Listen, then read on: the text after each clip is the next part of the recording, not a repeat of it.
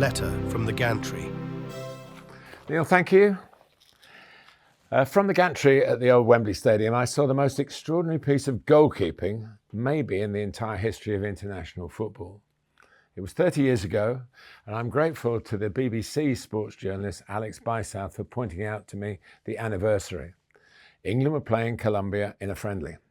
Jamie Redknapp, then of Liverpool, was making his debut, was trying hard to mark the occasion with a goal.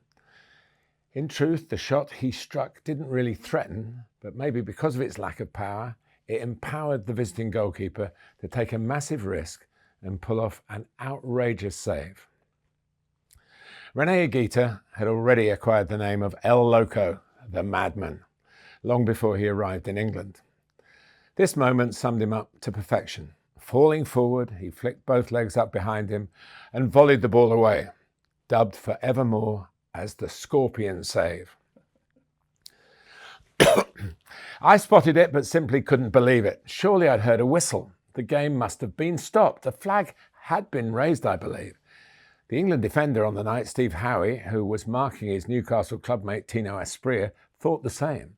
But French referee Marc Batter played on, and most of the crowd, only 20,000 that September evening, then started to applaud, recognising the unique nature of the incident.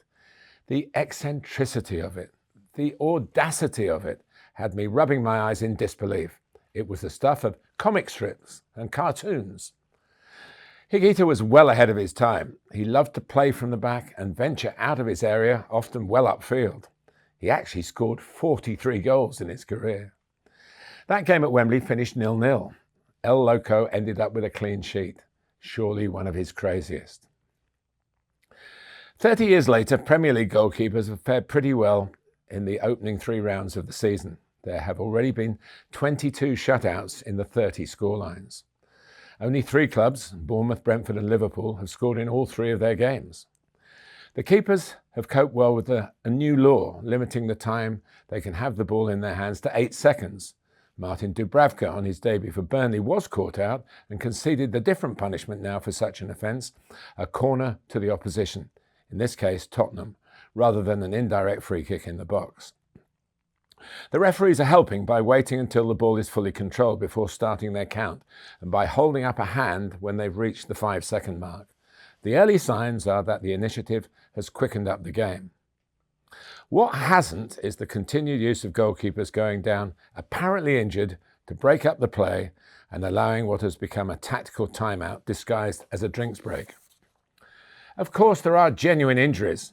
When Manchester City were at home to Crystal Palace in April, the sight of Ederson sitting down stirred the cynical thoughts in many of us. The Brazilian, though, was genuinely hurt and was replaced by Stefan Ortega, but too often there is an ulterior motive. When an outfield player receives on-field treatment during a game, he has to go off for a minute, and that is a big deterrent against play acting. Obviously, a goalkeeper can't go off, which is why the mischief works. Why not amend the law so that when that happens, an outfield player serves that time off the field? Then we would see treatment only for real injuries to goalkeepers. As for the tactical timeout drinks break, why not take a leaf from cricket where the water bottles are taken onto the pitch? Then no one would have to refresh near the touchline.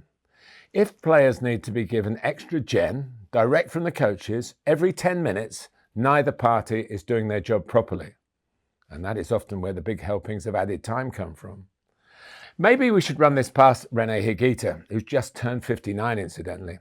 It is claimed that his outfield skills encouraged the authorities to change the back pass law back in 1992, a decision that has really benefited football. Not so loco after all.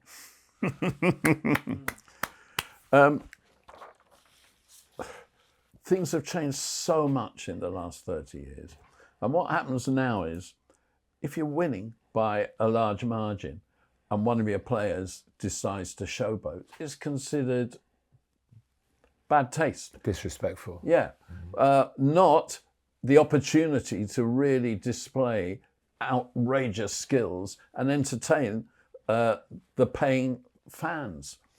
I love showboating. I don't. And I just look at what Higuita did, and I just wonder now, rather than everybody celebrating it as they did then, if he wouldn't get criticised? Well, at the time, and I didn't give the save in my commentary the full merit of it, because I genuinely believed he couldn't have done it while the ball was legitimately in play. Thanks to Alex coming back to and reminding me, I gave him a couple of quotes from my experience of the night for his piece on the BBC website, which is a very good piece, by the way. And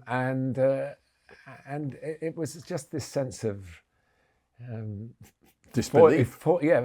Disbelief. But he foiled Jamie Redknapp, but he fooled the rest of us really, because that couldn't have been something that happened in regulation play, but it did. And of course, in research, he had done it before, I think, but never in a game of such importance, playing for his country.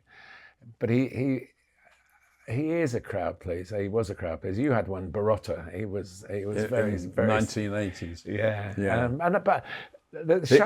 Can I just tell you a very quick story? Petar Barotta was a Yugoslav. It was Yugoslavia in those days. Goalkeeper who was an absolute nutcase, and he, by the way, which I'd never seen before, would in 1980 would pick up the ball and drop it at the feet of his nearest defender to play from there. And when it was Ron Chopper Harris, he'd look at him and say, "What are you doing?" and hump it upfield. But he could give it back to him then, actually, or if he didn't. But Petar Barotta, in a preview of a game, was described in one of the London listing magazines, or Chelsea were described in one of the London listing magazines as Chelsea's back four are still trying to work out how to play behind Petar Barotta, because he kept appearing on the halfway line. Yeah. I mean, he was nuts. He didn't do a scorpion kick, though. No, he didn't. And in the end, he got dropped for making too many errors through being outrageous. But he had outrageous ability as well. Yeah. No, just to wrap up the showboating, I'd rather my team, and in fact, you mentioned it kindly at the start, that Woking were 5-0 up.